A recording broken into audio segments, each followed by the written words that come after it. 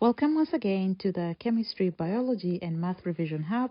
Today we are discussing the Pearson Edexcel International A Level Biology Unit 6 for May 2021. So this paper is also 50 marks.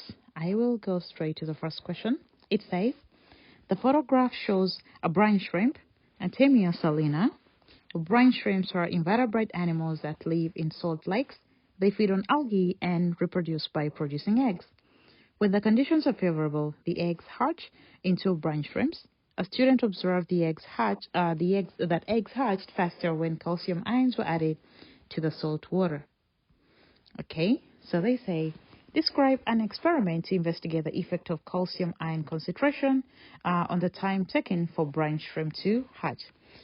As you see here, the calcium ion concentration is going to be the independent variable, calcium ion concentration, because basically you are varying the calcium ion concentration and observing the results. So this one here is going to be the concentration of calcium ions is going to be the independent variable. So, okay, so let's begin.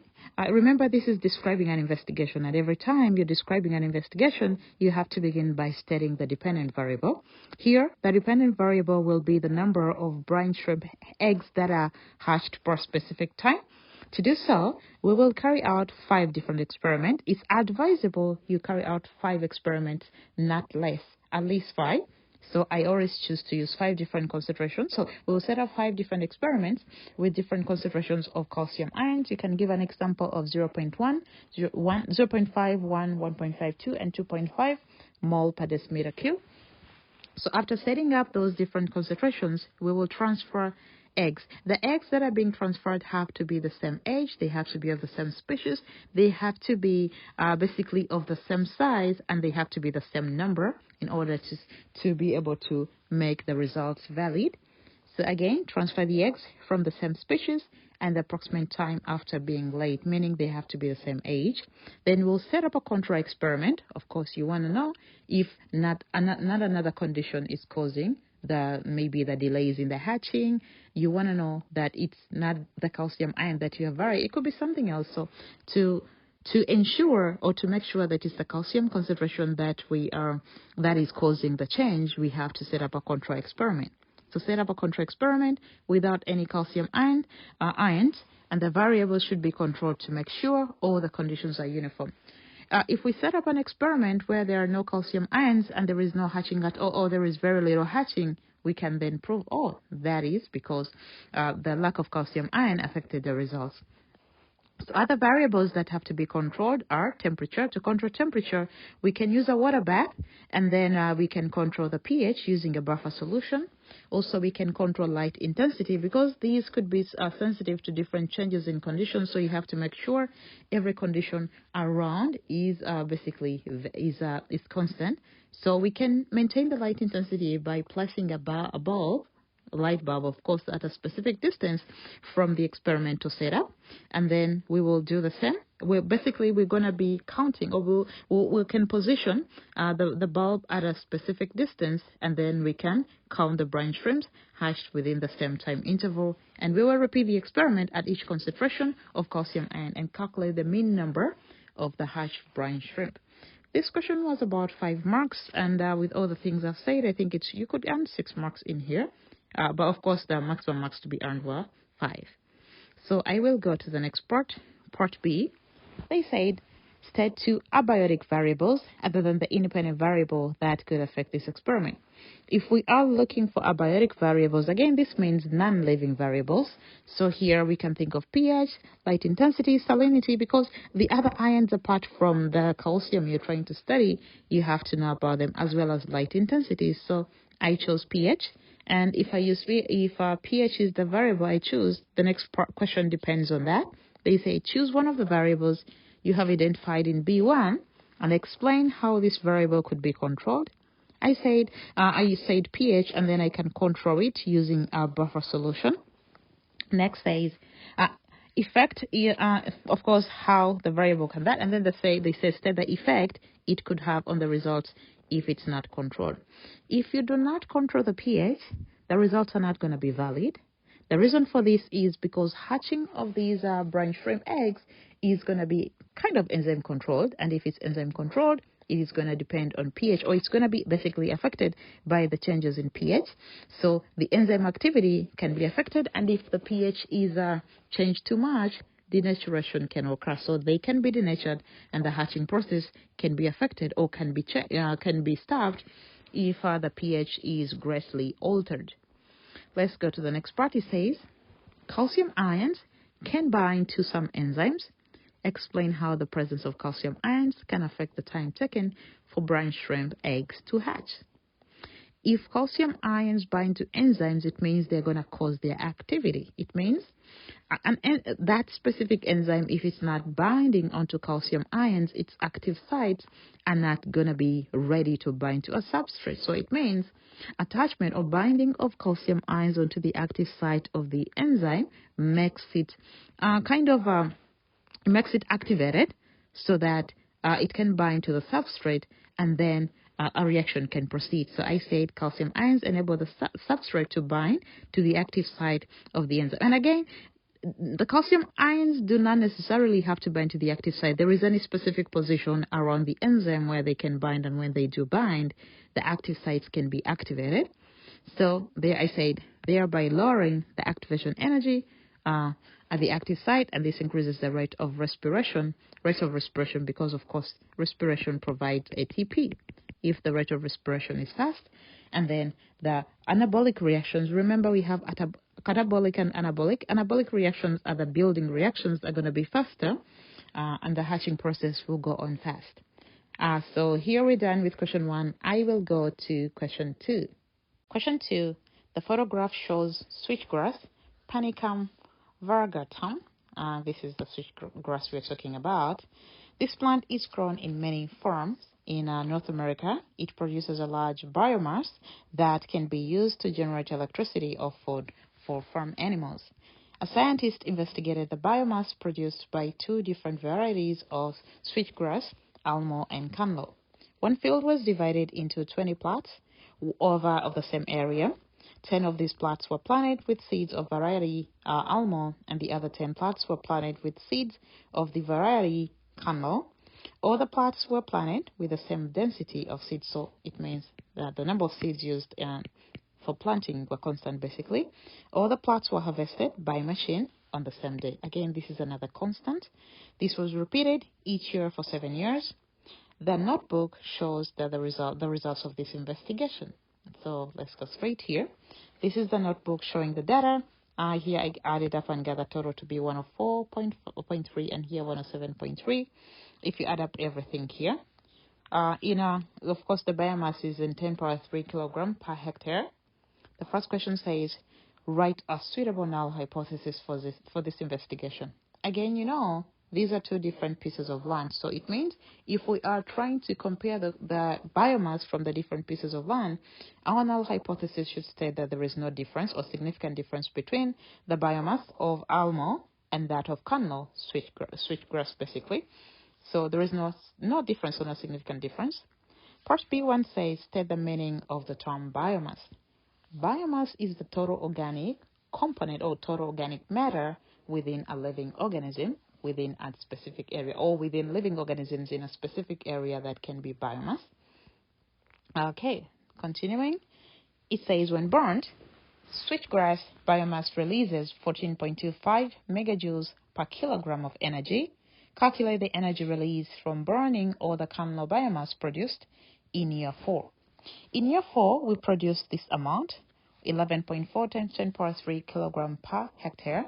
And you guys know, if they say, of course, give your answer into significant figure. If this was produced, where they say sweetgrass, if it releases 14.25 megajoules per kilogram, so it means these megajoules are going to be released per kilogram. How about these kilograms? So we just have to multiply, basically, and then we can see it's going to release 1.6 times 10 power 5 megajoules of energy. This is easy, just calculation. The next part says, draw a suitable table to display the results of this investigation. Label the median. This is important. You have to know how to find the median. Sometimes they usually tell you, you have to find the mean. This time they're telling you the median for both varieties of switchgrass. So what I did here is I presented my data as it was. So from year 1, to year 7 for Canlo and Almo. Of course, the table has to have a heading as well as units. Biomass of switchgrass times 10 power 3 kilogram per hectare. And then I calculated the median. Here I'm going to show you how I did the median. To find the median, you arrange data in increasing order. So for this data here, I arranged it from smallest to the biggest. As you can see, there is 11.4, and then we went to 12.6, we went to 14.4 until 22.2, and then you will cancel that, as you cancel that, and then that, whatever that remains is the median. This is a simple way of finding the median. And then you do the same thing for the other data. So for Canlo, the median is 15.2, while for Almo, the median is 14.0. Again, to find the median, arrange the data in increasing order, then cancel out from either side and keep what is left in the middle. If two values were left in the middle, what if two values were left in the middle instead of one? Then it means you're going to add them up together and divide by 2. The value you get will be the median. I'll continue. Draw a graph to show the median biomass for each variety of switchgrass. Include an indication of variability. So again, here they want you to put the error bars. So I will go back to the median, back to the table. As you can see, if this is the median, that is going to be the lowest value. Let me use another ink color. This is going to be the lowest value, 11.4, and that is going to be the highest value. And if this is the median, that is going to be the lowest, and that is the highest. So the error bars are going to be between that, and that. Well, this is going to be the median value we're comparing them to. So here you can see I drew. Of course, you have to get a representative scale, and then you draw, of course, a bar graph. One part has to be for Almo and the other for Canlo, and this is the variety of switchgrass. And then this side we have to put the biomass, put specific units and the amount times 10 power 3, and then which is a kilogram per hectare. And then we present.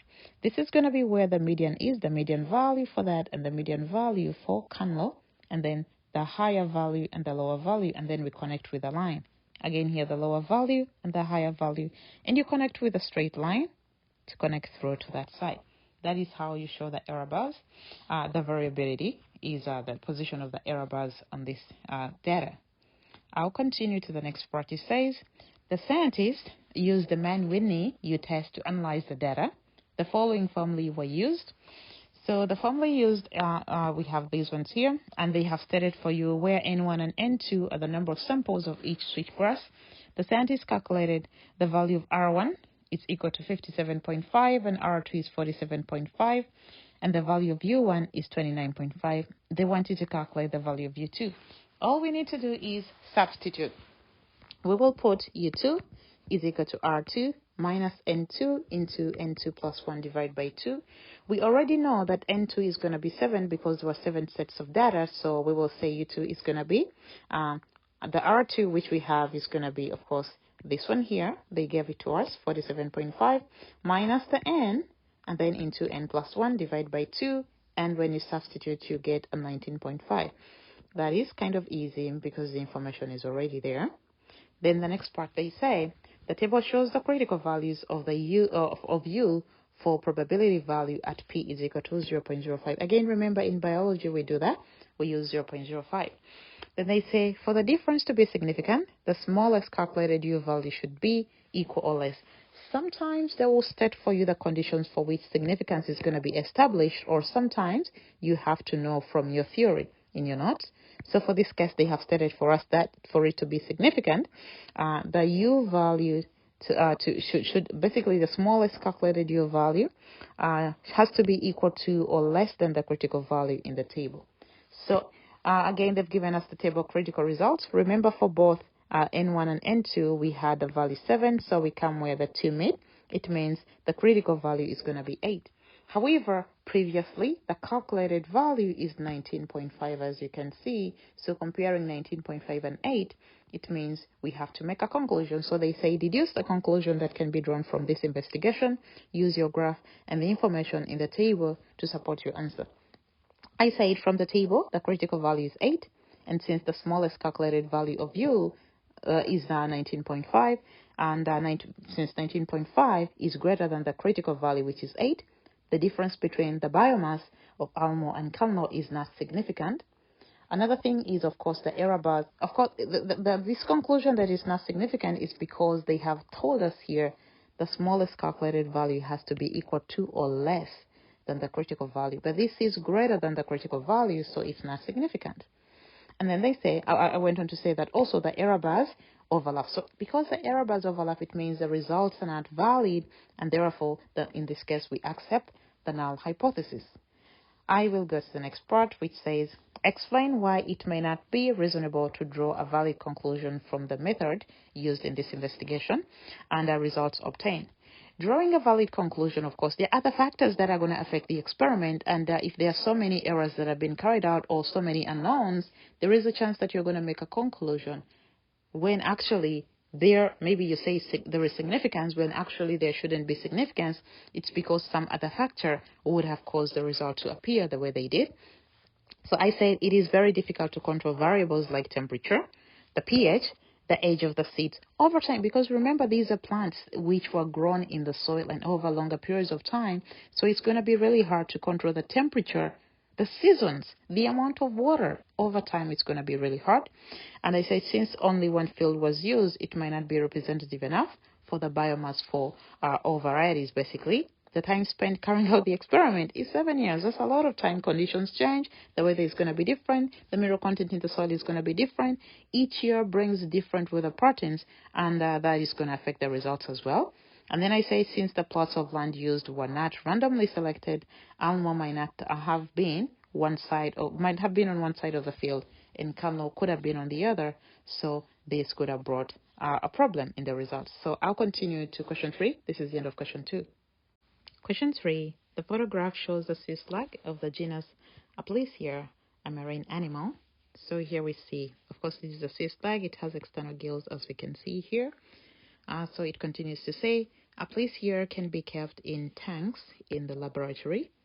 Aplysia absorb oxygen using external gills. These are the external gills.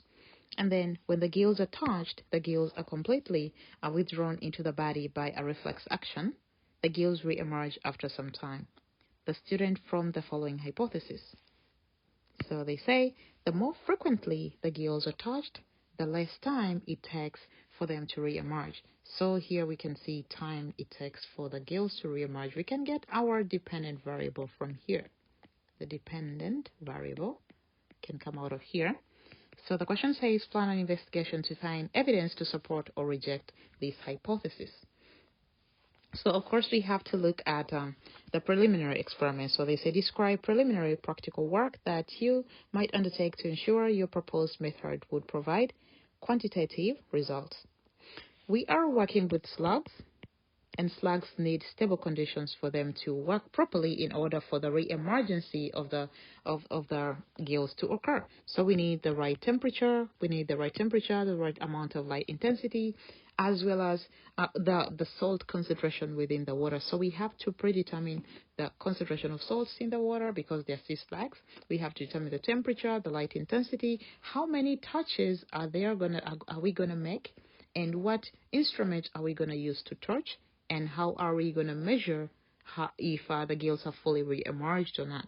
We do all that in the preliminary experiment. So I said find suitable conditions like temperature, light intensity that can stimulate the sea slug into being active. And then we find a suitable method for touching the external part of the gills. This method should not be harmful to the slug. And then we find a suitable method to determine whether the gills are fully re-emerged. This is really, really tricky because how are you going to go closer to the slug and then measure if the gills are fully re-emerged? It's going to be kind of tricky, but you have to find a way of doing it. The next part says, devise a detailed method, including an explanation of how you would control and monitor important variables. Important variables are going to be, of course, the number of sea slugs, the age of the sea slug, are they from the same parent, are they the same species, temperature, pH, and all the other conditions. So we're going to look at that one step at a time. In every experiment you're trying to describe, you have to begin by identifying the dependent variable. The dependent variable here is the time it takes for the gills to fully re-emerge after being touched. This scores you 1 mark. And then what we have to do is we have to prepare about 10 to 15 sea slugs, and we will put them in different of course, tanks, and then we will expose them to our stimulation that we're going to do. However, we have to ensure that these slugs are of the same species. They have to be of the same age. If they are of the same age, it means they have the same kind of physiology, and therefore they can respond to the stimulation in an equal way. If they are of the same sex as well, that shows equal response to the same stimulation. They should be preferred from the same parent. This is to further increase consistency in the results. And the temperature of the water, the pH of the water, the salt concentration of the water, as well as oxygen concentration should be exactly the same in all the tanks we're going to work with. Now, next we can go to temperature. The temperature can be controlled. This is controlling some variables, like temperature can be controlled using a water bath, so that in each tank, water is heated to a specific temperature. And we can control pH using, of course, a buffer solution. So another thing is, of course, salinity can be controlled by using the same salt concentration in all the tanks. The experiment should be carried out aseptically. Every time you are working with organisms, you have to make sure you're wearing gloves, or at least you operate in aseptic conditions. You have to use gloves, and the equipment have to be sterilized, so that in this case, these slugs do not get infected, or any disease that the slugs have any diseases do not come onto you. The gills of the slugs should be gently touched without causing pain. You could use a soft cotton wool bud that can be used to touch it softly, and then measure the time it takes for the gills to fully re-emerge. Full re-emergency can be determined by measuring the length of the gills before stimulation and after stimulation, of course. You measure before stimulation, you stimulate, and then measure after stimulation and determine if they are the same length. Then the sea slugs should be allowed time to acclimatize. Acclimatization is allowing them to get used to the condition again before you stimulate them again, because stimulation causes them to be kind of tense. You want them to come down before you stimulate the second time. In every biological experiment involving organisms, most of the time you're going to be able to write acclimatization of these organisms you're working with. So next, repeat the whole experiment with the same species under the same conditions. The species you repeat with has to be the same age, same sex, and everything has to be the same. And then we will calculate the mean values. That's it. We have described the whole experiment, and this was about 10 marks, which is a good one. So next they say, describe how your results should be recorded, presented, and analyzed in order to draw conclusions from your investigation. You will draw a table, and this table has to have headings, and we present our mean values within the table. So in this case, we expect that as the frequencies of touches, as we touch this slug, the time taken for the gills to fully re-emerge is going to be decreasing slowly. This is my rough estimate of the data.